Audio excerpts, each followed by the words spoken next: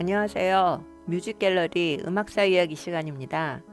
오늘은 베토벤의 불멸의 연인에 대해서 이야기해 보겠습니다.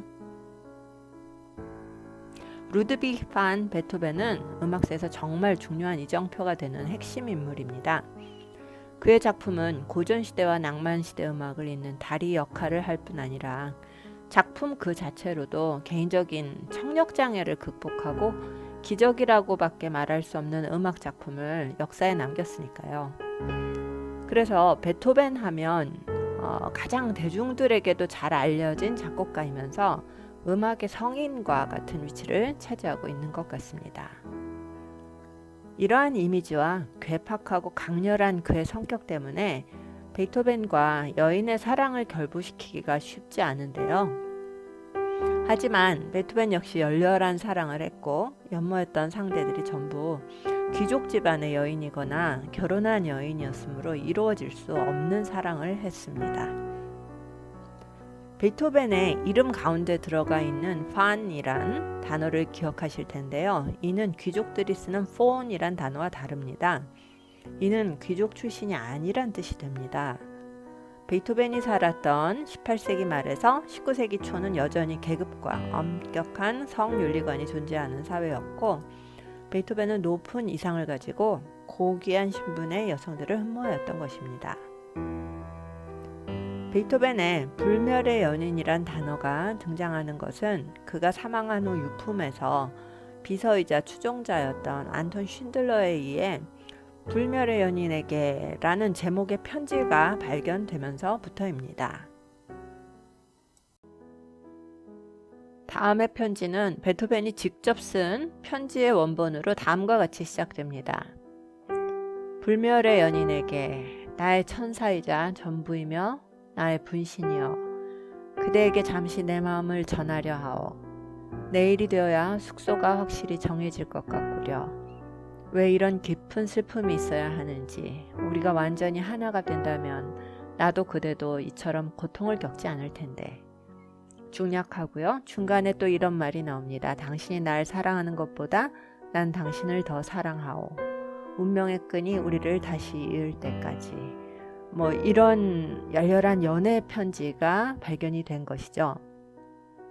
이 편지에는 특정 인물을 밝히지 않았기 때문에 최근까지 음악학자들 사이에서 불멸의 연인이 누군지를 놓고 의견이 분분하였습니다. 먼저 누가 불멸의 연인으로 가장 가능성이 높은지 말해버리면 재미가 없으니까 후보들을 하나씩 소개해 보도록 하겠습니다. 가장 먼저 소개할 인물은 요제피네 폰 브룬스빅입니다. 다임백 작과 결혼하였으므로 요제피네 다임이라고도 합니다. 요제피네는 1799년 비엔나에서 언니인 테레제와 함께 베토벤에게 피아노를 배웠던 인물입니다.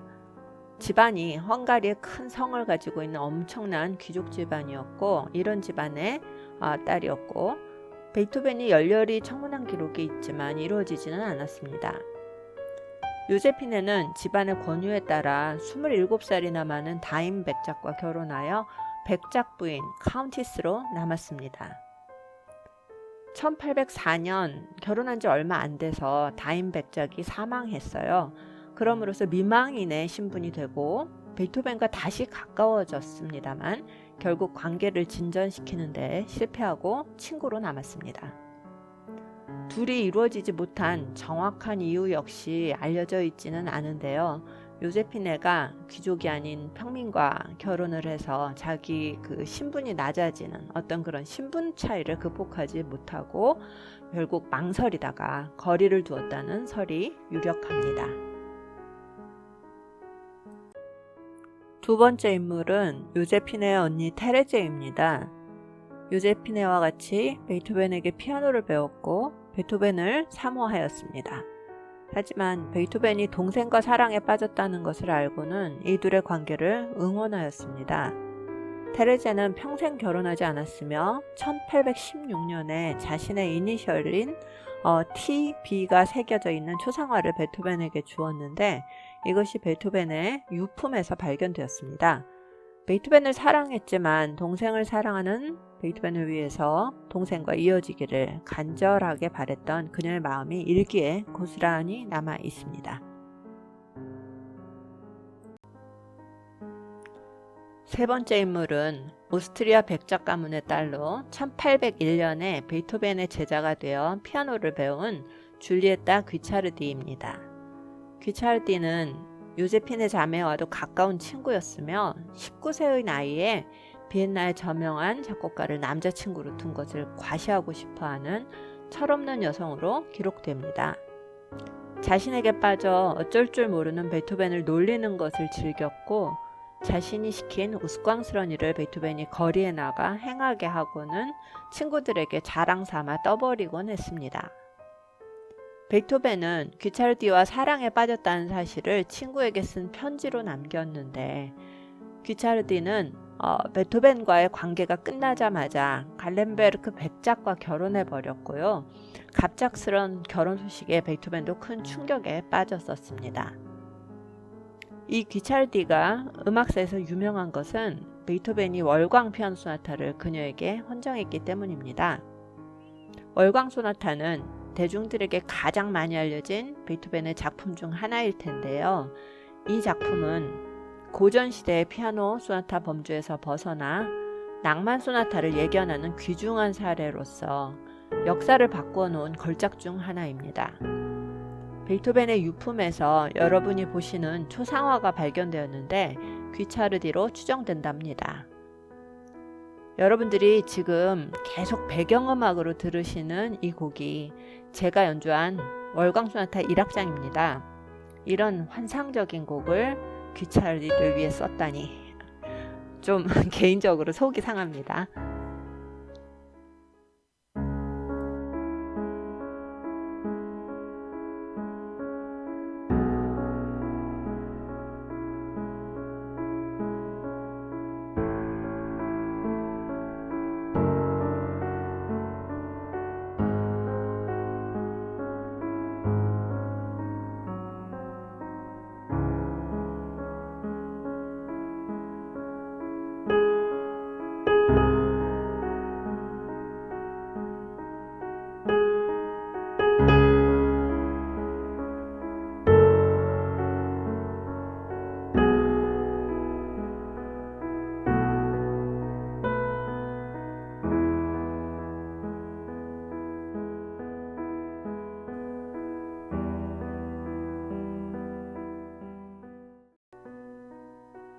자, 이번에는 안토니 브렌타노를 소개해 드리도록 하겠습니다. 결론을 이제 말씀드린다면 브렌타노가 불멸의 연인 조건에 가장 부합하는 인물입니다. 브렌타노는 경제적으로 부유한 상인이자 미술품 수집가였던 프란츠 브렌타노와 결혼했으며 4자녀를 데리고 비엔나를 방문하였다가 비엔나의 명사였던 베토벤과 부부가 가까워졌습니다. 베토벤은 높은 윤리관을 가지고 있었고 남편인 프란츠와도 가까운 친구였으므로 브렌타노와 사랑에 빠졌어도 관계의 진전은 없었습니다. 1812년 여름 칼스바트를 방문한 브렌타노는 베토벤을 만났다는 기록이 있고요. 베토벤의 가곡 연인에게 WOO 140입니다.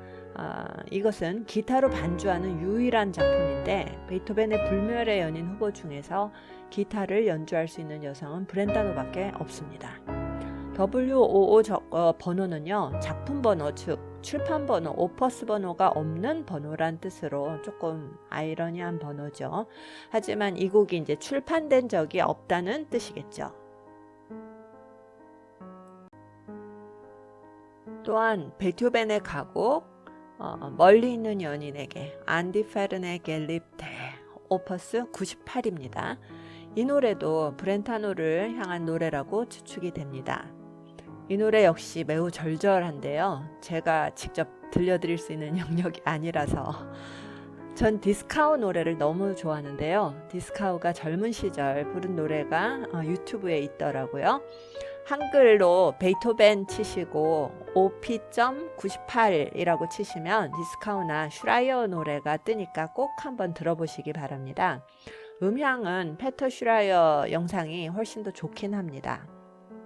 멀리 있는 연인에게라는 가곡집은 6곡으로 이루어진 송사이클이고 첫 곡의 가사는 대략 저의 번역으로 이렇게 시작합니다.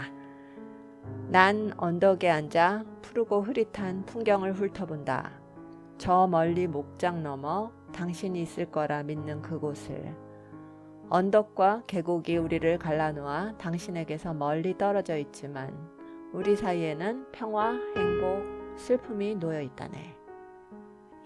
이런 가사가 계속이 되는데요. 너무나 목가적이고 평온하면서도 이루어질 수 없는 체념한 사랑을 하는 그런 사람의 마음이 느껴지는 것 같습니다.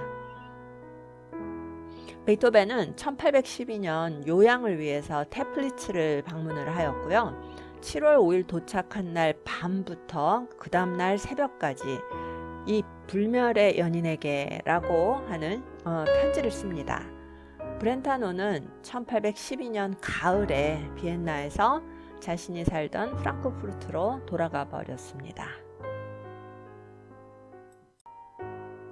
마지막 인물은 베토벤의 동생 카스파 칼과 결혼한 요한나 판 베토벤입니다. 그리고 베토벤의 말년을 엉망으로 만들었던 조카 칼의 생모이기도 하죠.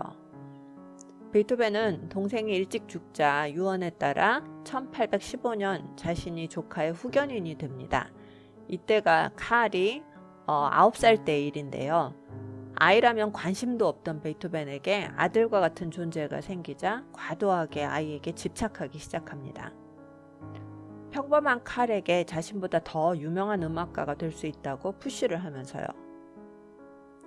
요한나는 남녀관계가 좀 복잡한 여성입니다. 카스파가 죽고 나자 아버지가 누군지도 모르는 아이를 출생하기도 했고요.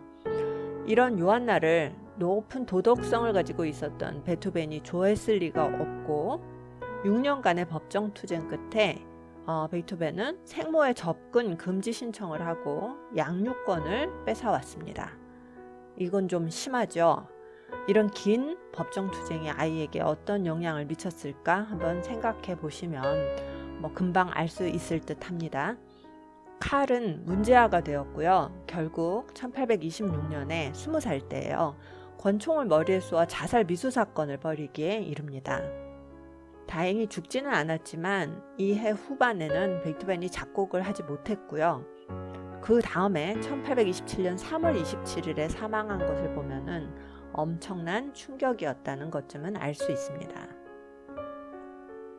영화 불멸의 연인에서는 엄청난 가설을 보여줍니다. 게리 올드먼이 베토벤의 역할을 하는데요. 저 게리 올드먼 매우 좋아합니다. 그의 광기 어린 연기가 매혹적이라고나 할까요?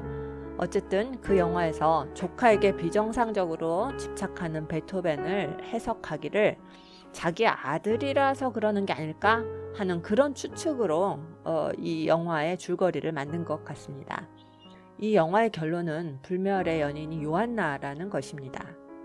젊은 시절 베토벤이 요한나를 사랑했으나 이루어지지 않고 자신의 아이를 가진 채 동생과 결혼했다는 가설이죠. 비정상적인 조카에 대한 집착이 이해가 되는 순간이기도 하지만 음악을 연구하는 학자 입장에서는 터무니없는 가설이라고 생각합니다. 요한나는 그림조차 안 남아 있어서 어떤 여성이었을까 상상하기가 쉽지는 않네요. 어쨌든 브렌타노가 불멸의 연인에 가장 부합하는 후보라는 것은 베토벤의 저명한 음악학자인 메이나드 솔로몬이 주장하면서 현재에는 브렌타노로 굳어져 있습니다. 하지만 어떤 증거가 미래에 튀어나올지는 아무도 모르죠. 오늘 재미있으셨는지 모르겠네요. 다음 시간에 또 다른 이야기를 갖고 찾아뵙겠습니다. 감사합니다.